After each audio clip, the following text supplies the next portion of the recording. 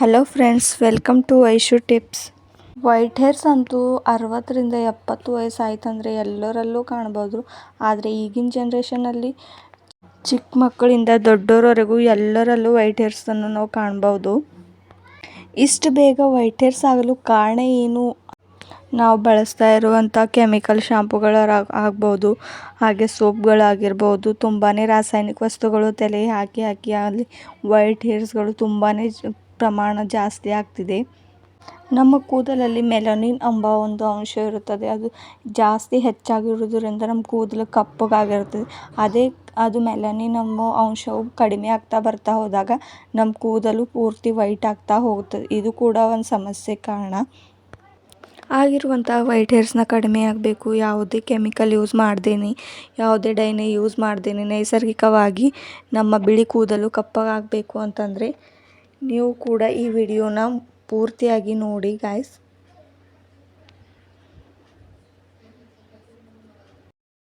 ಈ ಒಂದು ಟಿಪ್ಸ್ ನಿಮಗೆ ಇಷ್ಟವಾದರೆ ಲೈಕ್ ಮಾಡಿ ಹಾಗೂ ಸಬ್ಸ್ಕ್ರೈಬ್ ಮಾಡಿ. ಬನ್ನಿ ನೋಡೋಣ ಹೇಗೆ ಮಾಡಬೇಕು ಅಂತ. ಮೊದಲು ನಾನಿಲ್ಲಿ ಒಂದು ಕಬ್ಬಿಣ ಕಡಾಯಿಯನ್ನು ತಗೊಂಡಿದ್ದೇನೆ. 5 ಮಿನಿಟ್ಸ್ ಅದನ್ನು ಬಿಸಿಯಾಗಲು ಬಿಡಿ. ಆಮೇಲೆ ಸ್ವಲ್ಪ ಸಾಸಿವೆ, ನಮಗೆ ಎಷ್ಟು ಕ್ವಾಂಟಿಟಿಯಲ್ಲಿ ಬೇಕಾಗ್ತದೋ ಅಷ್ಟು ಕ್ವಾಂಟಿಟಿಯಲ್ಲಿ ನಾವು ಯೂಸ್ ಮಾಡ್ಕೊಳ್ಬೋದು.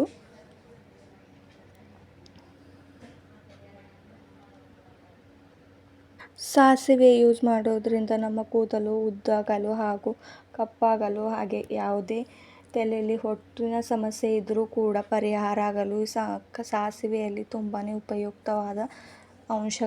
ಆದ ಕಾರಣ ನಾನು ಇವತ್ತು ಸಾಸಿವೆಯನ್ನು ಯೂಸ್ ಮಾಡಿ ಕೂದಲು ಹೇಗೆ ಬಿಳಿಯಾಗುವುದು, ಹೇಗೆ ಕಪ್ಪಾಗುತ್ತದೆ ಎಂದು ಹಾಗೂ ಉದ್ದಾಗಲು ಕೂಡ ಯೂಸ್ ಆಗುತ್ತೆ ಅಂತ ಈ ವಿಡಿಯೋದಲ್ಲಿ ನೋಡೋಣ ಗೈಸ್. ಸಾಸಿವೆ ಅದರ ಕಲರನ್ನು ಚೇಂಜ್ ಆಗೋವರೆಗೂ ಅದರಲ್ಲಿ ಕೈಯನ್ನು ಆಡಿಸ್ತಾ ಇರಿ ಗೈಸ್. ಗ್ಯಾಸ್ನ ಸ್ವಲ್ಪ ಲೋ ಫ್ಲೇಮಲ್ಲಿ ಇಟ್ಕೊಂಡು ಹೀಗೆ ಚೆನ್ನಾಗಿ ಕೈ ಆಡಿಸ್ತಾ ಇರಿ.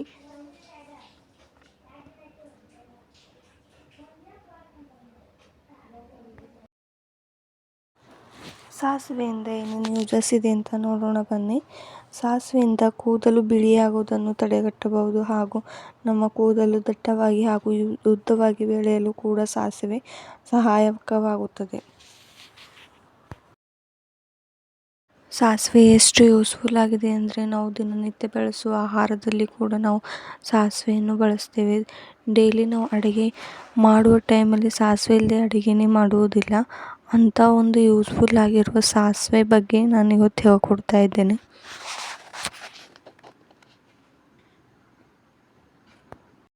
ಸಾಸಿವೆ ತನ್ನ ಕಲರ್ ಚೇಂಜ್ ಆಗ್ತಾ ಇರೋದು ನೀವು ನೋಡ್ತಾ ಇರ್ಬೋದು. ಸ್ವಲ್ಪ ಸ್ವಲ್ಪವಾಗಿ ನಿಧಾನವಾಗಿ ತನ್ನ ಕಲರ್ನ ಚೇಂಜ್ ಮಾಡ್ಕೋತಾ ಇದೆ. ಹಾಗೂ ನಾನು ಈ ಕಬ್ಬಿಣದಲ್ಲಿ ಹೇಗೆ ಮಾಡ್ತಾ ಇದ್ದೇನೆ ಅಂದರೆ, ಕಬ್ಬಿಣದಿಂದಲೂ ಕೂಡ ನಮ್ಮ ತಲೆಗೆ ತುಂಬ ಯೂಸಸ್ಗಳಿವೆ. ಆಹಾರದಲ್ಲಿ ಹಾಗೂ ನಮ್ಮ ದೇಹಕ್ಕೆ ಕೂಡ ಕಬ್ಬಿಣದ ಅಂಶ ಕೂಡ ತುಂಬ ಯೂಸ್ಫುಲ್ ಆಗಿದೆ. ಸಾಸಿವೆ ಈಗ ತನ್ನ ಕಲರ್ನ ಪೂರ್ತಿಯಾಗಿ ಚೇಂಜ್ ಮಾಡಿ ಹಾಗೂ ಕಪ್ಪಗಾಗಿರೋದನ್ನು ನೀವು ಕಾಣ್ಬೋದು ಈ ವಿಡಿಯೋದಲ್ಲಿ. ನೋಡಿ ಎಷ್ಟು ಚೆನ್ನಾಗಿ ಕಪ್ಪಗಾಗಿದೆ ಅಂತ. ಈ ಹುರಿದ ಮೇಲೆ ಸಾಸಿವೆನ ನಾನು ಒಂದು ಪ್ಲೇಟಲ್ಲಿ ತೆಗೆದುಕೊಳ್ತಾ ಇದ್ದೀನಿ. ನೋಡಿ ಎಷ್ಟು ಚೆನ್ನಾಗಿ ಕಪ್ಪಗಾಗಿದೆ ಅಂತ ನೀವೇ ನೋಡ್ಬೋದು ಗೈಸ್. ಆಮೇಲೆ ನಾನೊಂದು ಕುಟ್ಟೋ ಕಲ್ಲನ್ನ ಯೂಸ್ ಮಾಡ್ತಾ ಇದ್ದೀನಿ ಇದಕ್ಕೆ. ಅದರಲ್ಲಿ ಎಲ್ಲ ಸಾಸಿವೆಗಳನ್ನು ತಗೊಂಡು ಹಾಕ್ಕೊಳ್ಳಿ.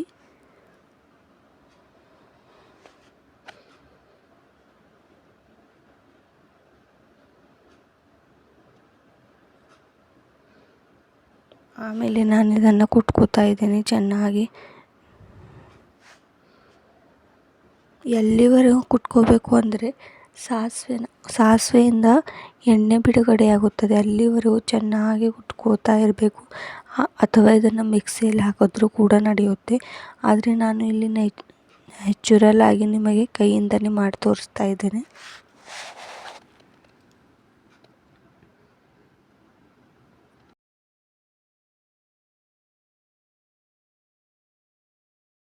ಈ ಪುಡಿನ ಕುಟ್ಟಿದ ಮೇಲೆ ಹೇಗೆ ಕಾಣಿಸುತ್ತೆ ಅಂದರೆ ಸೇಮ್ ಹೇರ್ ಪ್ಯಾಕ್ ಥರನೇ ಕಾಣಿಸುತ್ತೆ, ಏನೂ ಚೇಂಜಸ್ ಇರಲ್ಲ ಗಾಯ್ಸ್ ಇದರೊಳಗೆ. ನಾನು ಕೂಡ ಇದನ್ನು ಒಂದು ಸಲ ಟ್ರೈ ಮಾಡಿ ನೋಡಿದ್ದೇನೆ.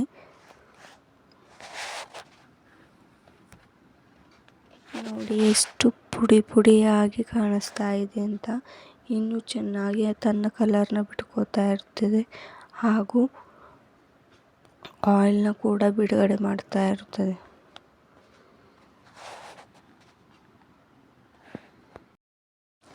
ಸಾಸಿವೆಯಿಂದ ನಮ್ಮ ದೇಹದಲ್ಲಿರುವ ಉಷ್ಣತೆ ಕೂಡ ಕಡಿಮೆಯಾಗುತ್ತದೆ ಹಾಗೂ ನಾವು ಸಾಸಿವೆಯನ್ನು ತುಂಬ ಜಾಗದಲ್ಲಿ ಯೂಸ್ ಮಾಡ್ಕೋಬಹುದು ಗೈಸ್. ಸಾಸಿವೆ ನಮ್ಮ ಕಾಲಿಗೆ ಕೂಡ ತುಂಬಾ ಯೂಸ್ಫುಲ್. ನಮ್ಮ ಜಾಯಿಂಟ್ ಪೇನ್ಗೆ ಕೂಡ ಅದರ ಎಣ್ಣೆನ ತೆಗೆದು ಹಚ್ಚಿ ಮಾಲೀಸ್ ಮಾಡಿದರೆ ತುಂಬಾ ಯೂಸ್ಫುಲ್ ಆಗಿದೆ. ಸಾಸಿವೆ ಎಷ್ಟು ಬ್ಲ್ಯಾಕ್ ಆಗಿರೋದನ್ನು ನೀವು ಇಲ್ಲಿ ನೋಡ್ಬೋದು.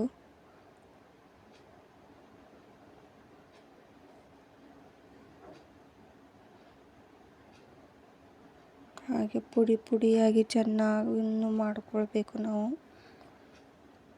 ಈ ಮಾಡೋದಕ್ಕೆ ಸ್ವಲ್ಪ ಒಂದು 5-10 ನಿಮಿಷ ತಗೊಳುತ್ತೆ ಅಷ್ಟೇ.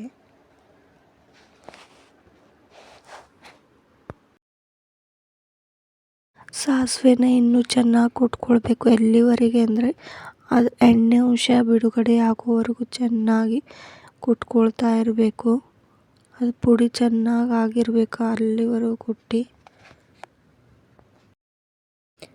ಹೊರಗಡೆ ಯಾವುದೇ ಕೆಮಿಕಲ್ನ ಯೂಸ್ ಮಾಡೋ ಬದಲು ಹೀಗೆ ಮನೆಯಲ್ಲಿ ನೀವೇ ಸ್ವಂತವಾಗಿ ತಯಾರು ಮಾಡಿರುವಂಥ home made hair oil, hair ಪೌಡರ್ನ ನೀವೇ ಯೂಸ್ ಮಾಡ್ಕೋಬಹುದು. ಅದರಿಂದ ನಮ್ಮ ಕೂದಲಿಗೆ ಯಾವುದೇ ಹಾನಿಕಾರ ಕೂಡ ಆಗುವುದಿಲ್ಲ.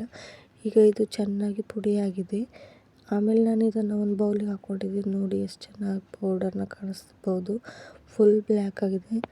ಆಮೇಲೆ ಇದಕ್ಕೆ ನಾನು ಇದಕ್ಕೆ ಬೇಕಾಗೋದಷ್ಟು ಅಂದರೆ 2 ಸ್ಪೂನು 3 ಸ್ಪೂನು ಸಾಸಿವೆ ಎಣ್ಣೆನೇ ಯೂಸ್ ಮಾಡ್ಕೊಳ್ತಾ ಇದ್ದೀನಿ. ಇದನ್ನು ನಾನು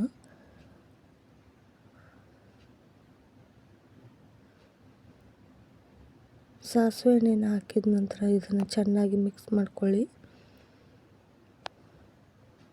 ನೋಡಿ ಈಗಂತೂ ಎಷ್ಟು ಚೆನ್ನಾಗಿ ಕಾಣಿಸ್ತಾ ಇದೆ ಅಂತ.